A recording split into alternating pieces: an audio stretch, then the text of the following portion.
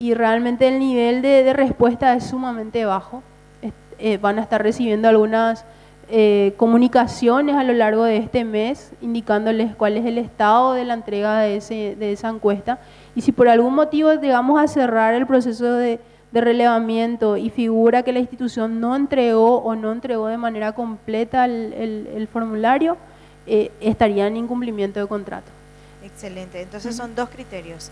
Los informes semestrales que se entregaron, todos los de la convocatoria 2016, fueron todos en diciembre, porque todos comenzaron igual la del 2016. Depende totalmente de cuándo recibiste tu desembolso. Pero me parece que la 2016 como que con así hizo una cuestión de arranque todas juntas.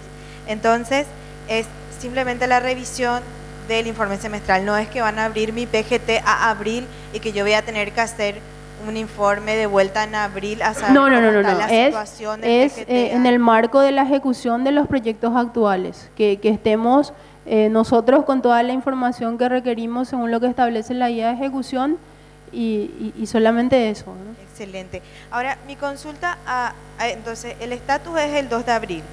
Y en cuanto a los investigadores principales que estarían cerrando en octubre, ¿en qué momento van a hacer la revisión? Porque eso también recuerdo que dijiste. ¿En qué momento van a revisar si el investigador principal de la nueva convocatoria ya finalizó o no su convocatoria 2016? Esa información va a ser un insumo para el proceso de adjudicación, que sería ya para noviembre. Para noviembre, o sea, nosotros vamos a considerar o consideramos que un proyecto ya está en etapa de cierre cuando entregó su informe final, porque eso quiere decir que el investigador principal ya no tiene actividades pendientes. Excelente. Entonces, en noviembre, recién en la última etapa, van a ver cuáles son los proyectos. Exactamente. En relación al investigador. Sí.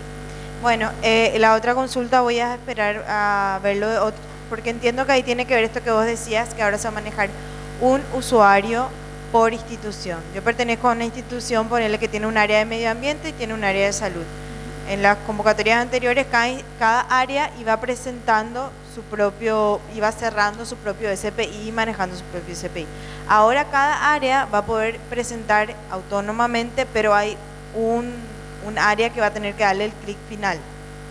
Y eso lo vamos a ver ahora. Sí, lo vamos a ver en detalle, pero solo para contextualizar, lo que hacemos es, precisamente, ustedes una misma institución nos pedía varios usuarios, o tenía varios usuarios. Y lo que ahora hacemos es que la institución, el representante legal de cada institución indique un usuario.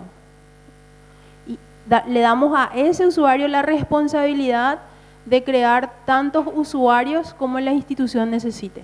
Entonces la responsabilidad va a estar del lado de la institución, porque necesitamos que sea la institución la que diga: yo le autorizo a este usuario a postular en mi nombre. Pero ese usuario va a aparecer al final, no es que yo, con ese mismo usuario van a tener que entrar todas las áreas de mi institución al SPI. Lo ideal es que, si de repente digamos que vas a postular 5 proyectos, sí, pero querés que cada proyecto tenga un usuario único. Sí. Entonces vos lo que tenés que decirle a tu usuario máster, a tu administrador: créame estos 5 usuarios. Pero eso ya Roberto ahí va a mostrar en detalle, ¿verdad? Muchísimas gracias por todas las super aclaraciones. Esa última era una de mis dudas, justamente. Pero la vamos a ver en un ratito. Ya, la otra. ¿Cuál es la distinción que ustedes hacen? Explicaste el rol del director del proyecto con relación al investigador principal.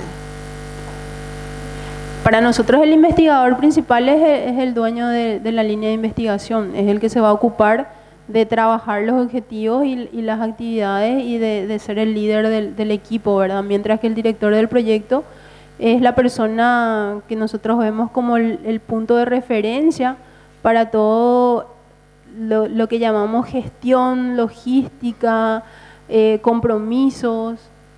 Por eso que lo diferenciamos, ¿verdad? Yo entiendo que un investigador principal lo que hace es darle el insumo del informe, pero no necesariamente tiene que ser él el que lo cargue, el que lo entregue, el que verifique que corresponda en el tiempo, ¿verdad? Pero tendría que ser una categoría de investigador asistente muy interiorizado con el trabajo del investigador principal, porque ¿quién mejor que el investigador principal que parta justamente de la idea y sabe sus necesidades en el campo, el que está más empapado de todo eso, ¿verdad? Y ahí mi siguiente pregunta es, este director, ¿cuál es el currículum que le van a pedir, verdad? Porque si él va a tener que hacer toda esa logística, todo ese trabajo de enlace, digamos, para que el investigador principal vaya y ejecute directamente su tarea, tiene que tener un CVP importante, ¿verdad?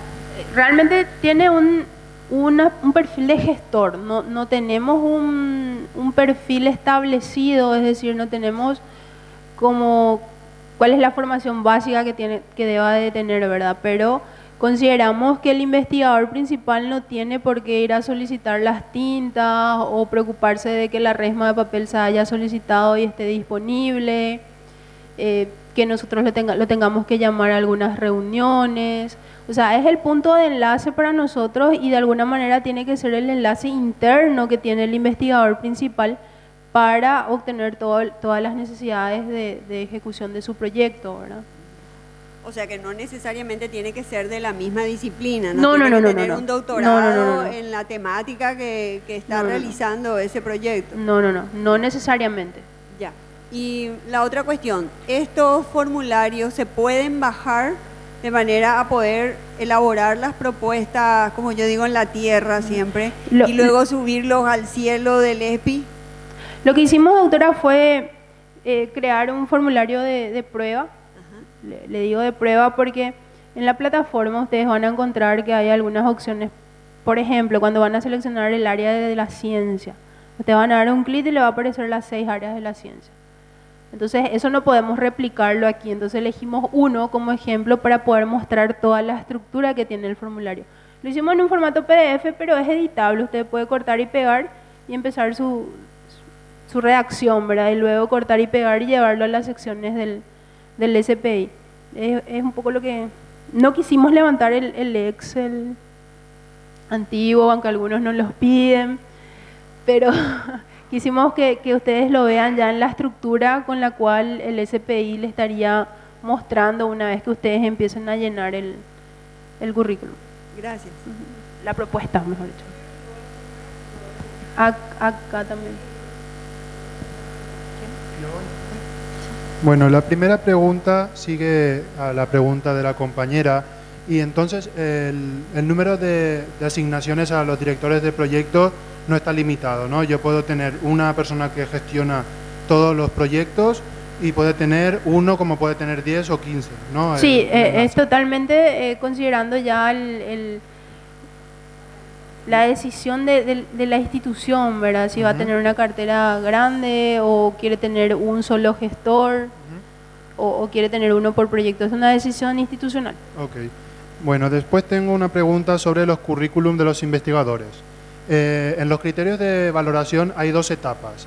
En una primera etapa pone también que se valora el equipo que se forma, ¿no? Los miembros del equipo pone en la convocatoria.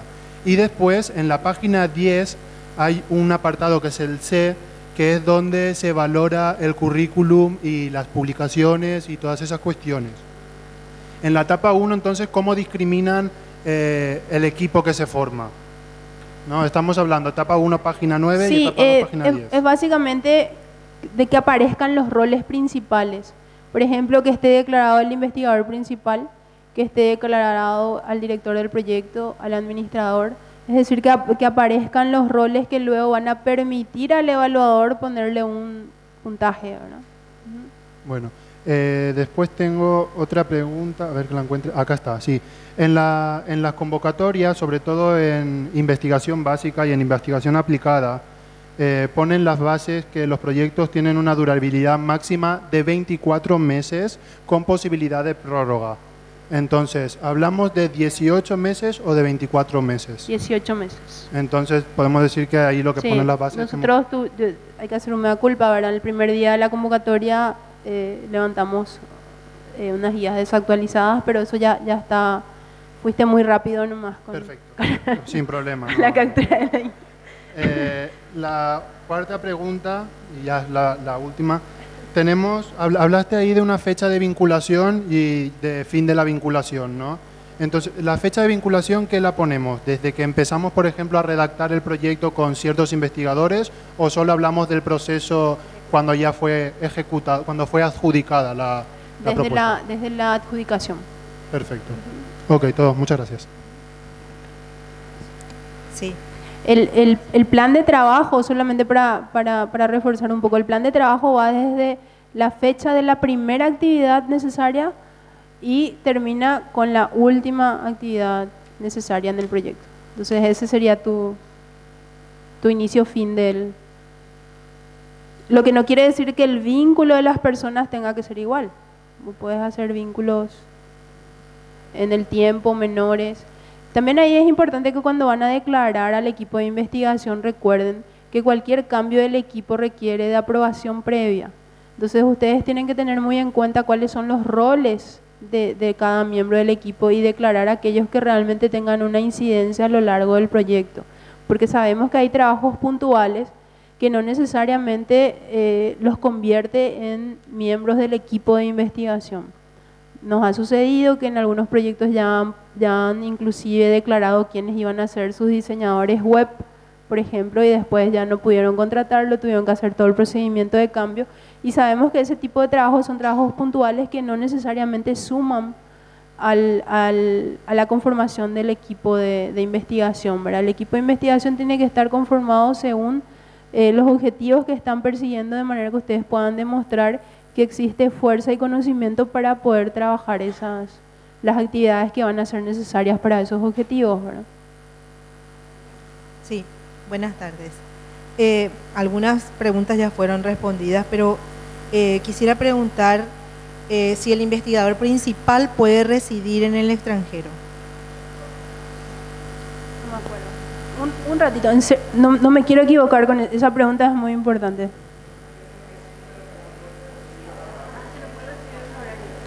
Efectivamente, el investigador principal puede ser extranjero, residir fuera del país, pero lo que no se puede es pagarle un salario. El concepto de salario mensual es lo que no se le puede generar. Bueno, gracias. Y otra cosa más, al revisar un poco los formularios, en los formularios anteriores delimitaba un poco la longitud de cada uno de los ítems con tantos caracteres. Y ahora no sé si está delimitado eso porque no encontramos. No lo limitamos, pero recomendamos que sigan más o menos el mismo esquema Recuerden que esto es un perfil de proyecto que va a ser entregado a pares y no necesariamente un marco teórico tiene que ser de 50 hojas, ¿verdad? O los antecedentes, o sea, si consideran que ayuda podemos volver a limitar. En eso no hay ningún inconveniente. Yo creo que ahora hemos recibido algunos aportes, vamos a rever eso y vamos a tratar de poner unos indicadores de cuánto es lo recomendado. No hay ningún inconveniente con eso. Y la última pregunta es, dentro de los estatus de los proyectos, hay proyectos sobre todo de la convocatoria 2014, de 2013, ¿verdad? Que pidieron prórroga, es decir, que están con prórroga y siguen pidiendo prórroga, ¿verdad? Entonces esto también se va a tener en cuenta, no solamente la finalización del contrato, sino la fecha de la prórroga, ¿verdad? Sí, al tener prórroga, para nosotros el proyecto sigue en ejecución, ¿verdad? Lo que nos interesa en ese aspecto es que estén cumpliendo con los compromisos, ¿verdad?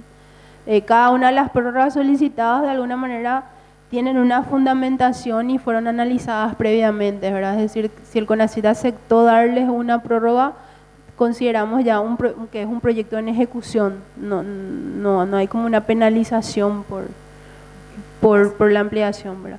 Ok, gracias. Hola. Sí.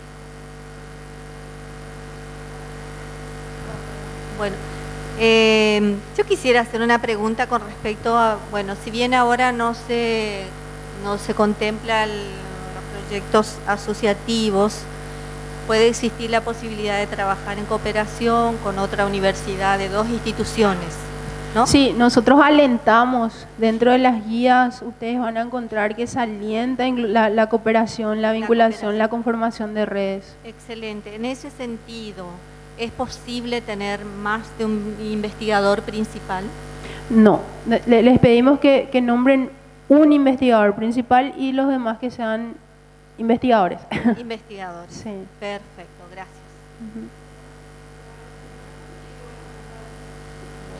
Con respecto a una parte de la pregunta que voy a hacer, ya se respondió, pero igual, cuando se pide una adenda de prórroga, quiere decir que se está cumpliendo todavía con el contrato dentro de todo. Pero lo que pasa es que se le va a sumar, o sea, se le va a restar a las posibilidades de ser investigador principal de otros 2 proyectos más. O sea, eso así se entiende, ¿verdad? Exactamente. Así. Mientras el proyecto esté en ejecución, nosotros consideramos que el investigador está ocupado. Ya, en el caso de que alguna institución tenga muchos proyectos y un proyecto no esté cumpliendo con el contrato, pero sin embargo otro investigador sí, ese investigador no se libera, o sí se libera. Perdón, no entendí. No sé. Ok, hay una institución X. Sí. Esa institución X no está al día con el contrato. Pero sin embargo otro investigador de la misma institución sí presentó y terminó el proyecto. ¿Ese investigador se libera para poder presentar otro proyecto o porque su institución está en falta con otro proyecto ya no se puede presentar? Son 2 situaciones. Para nosotras la cartera institucional es uno o todos. Si una institución tiene 10 contratos y uno de ellos está en incumplimiento, la institución está en incumplimiento. Y ahí el investigador los proyectos no van a ser admitidos, ¿verdad? Ya. Suponiendo de que 48 horas semanales es lo máximo que se puede hacer, entonces teóricamente un investigador podría hacer hasta 2 proyectos investigador principal y en 2 proyectos como componente del equipo. Sí, lo que pasa es que no podemos limitar la cantidad de horas por roles, porque se da de distintas maneras. A veces uno puede estar como investigador asociado o co-investigador y de repente son 2 horas semanales o 1 hora semanal. Entonces nosotros lo que optamos es por hacer la sumatoria de la declaración de esta persona en todos los proyectos, que no tiene que superar 48 horas. Ya, ¿verdad? ahora esas 10 horas es del investigador principal entonces. El rol de investigador principal es el que le pusimos un mínimo de 10 horas. De 10 horas. Sí, es un mínimo. Sin embargo, cuando sos parte de otro equipo, puede ser 5 horas. Exactamente, 4 horas. no pusimos ningún tipo de mínimo ni máximo, ¿verdad? Solamente a la sumatoria. Y como tutor como tutor de iniciaciones, de trabajo de iniciación, puede ser hasta 4. Exactamente. ¿Eso es por institución o por investigador? Por investigador. Por investigador. Por investigador, es a la persona. El topeo es a la persona. Es decir, una persona puede tener el rol de investigador principal hasta en 2 proyectos del tipo aplicado, CTS, básica, o de los proyectos de las convocatorias anteriores. Si una persona es investigador tutor, puede hacerlo hasta en 4 proyectos de iniciación de investigadores. Ahora, la sumatoria de dedicación de la persona en todos los proyectos y en todos sus roles no puede superar 48 horas semanales. Como investigador tutor, ¿hay también una carga horaria mínima semanal o no? Realmente, en el caso de iniciación pusimos al investigador en formación. Consideramos que en ese caso el investigador en formación es el que estaría en calidad de investigador principal. O sea, no entra en la sumatoria de las 48 horas del investigador. Va a sumar la cantidad de horas que vos indiques, porque cuando vos declares dentro del formulario de postulación que no sé, Marcelo es investigador tutor de este proyecto, le tenés que decir cuántas horas semanales va a trabajar. Entonces eso va a influir en la suma de las 48 horas. Muchísimas gracias. Lo que no tiene es un mínimo. Eso quería saber. Muchas gracias. Disculpen, queremos hacer un aviso. Hay un vehículo Citroën blanco que está estacionado afuera y está obstruyendo el paso. Si es que alguno de ustedes es propietario y puede mover, por favor. Gracias.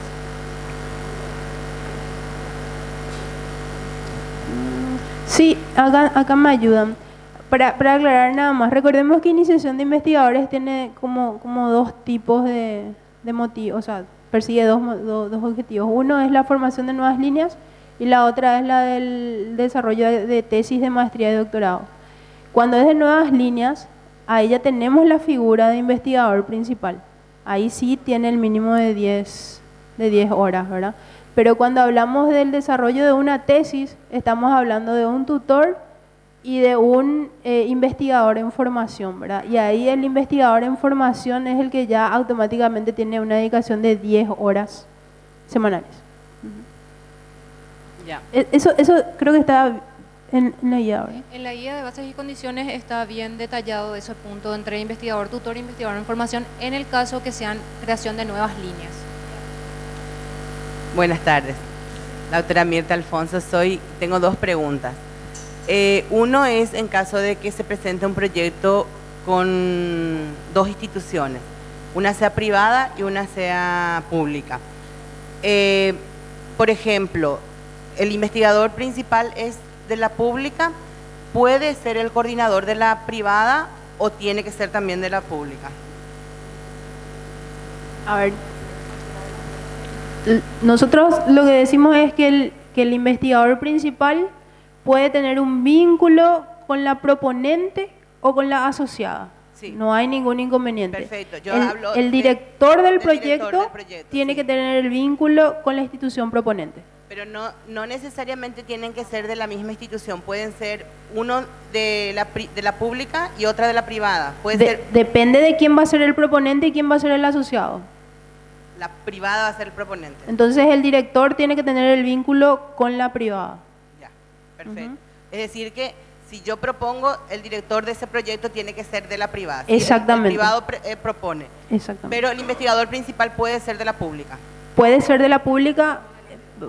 Para mis palabras puede ser de la asociada, ¿verdad? Claro, de la asociada, sí. sí.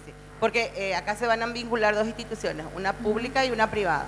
Pero el director tiene que ser, o sea, la que propone va a ser la privada, por lo tanto, el director tiene que ser la vinculación. Ahí hay que tener mucho cuidado nada más desde el punto de vista del presupuesto, porque si el investigador principal va a ser de la institución asociada, sí.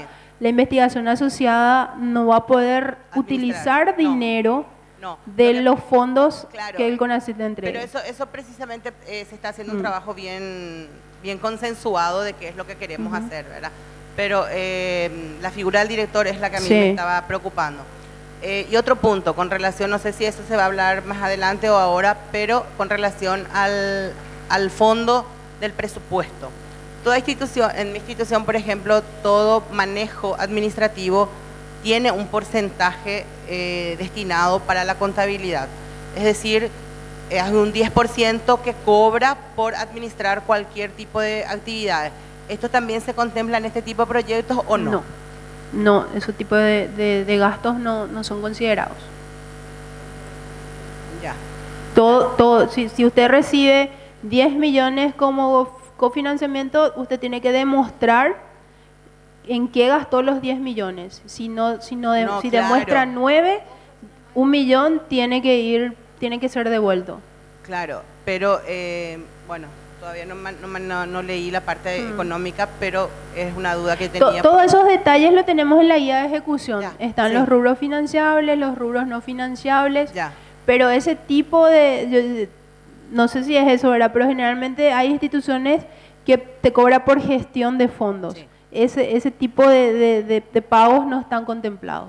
Sí está contemplado que usted le pueda dar un plus al contador que va a revisar esto. Al director administrativo. Claro, al director administrativo. Hay gastos administrativos hasta un 10%. Pero siempre respetando las normativas de cada institución. Si es de una institución pública, las normativas del Ministerio de Hacienda y de la Secretaría de la Función Pública. Si es de una institución privada, las normativas propias que ellos establezcan, ¿verdad? Claro, gracias. Sí, 2 preguntitas. Uno en relación a si podían aclarar un poco más a la figura del director de investigación y el de investigador principal, porque prácticamente siempre como que la misma persona hizo de las 2 funciones, ¿verdad? Ahora quedan, en cuanto al perfil que tiene que tener el director de investigación, en cuanto a después el tema de las publicaciones, porque el investigador principal siempre es el que asumió un poco más ese rol. Entonces sí puede haber un poco aclarar en ese sentido. Sí, nosotros en la sección 8 de las guías, de cada una de las guías, pusimos como un resumen de los roles principales o de las actividades principales que tiene que cubrir el investigador principal y el director de proyecto, ¿verdad? Como mencionamos, el investigador principal es el que es totalmente responsable de trabajar y de perseguir los objetivos que fueron trazados. Pero tiene que tener un perfil de investigador o más bien de exactamente, administrador. tiene que ser el investigador principal, tiene que ser el que demuestre mayor trayectoria y formación en la temática que el proyecto está trabajando. Y el director del proyecto no tenemos nosotros un perfil básico establecido ni una lista de chequeo para definir que sí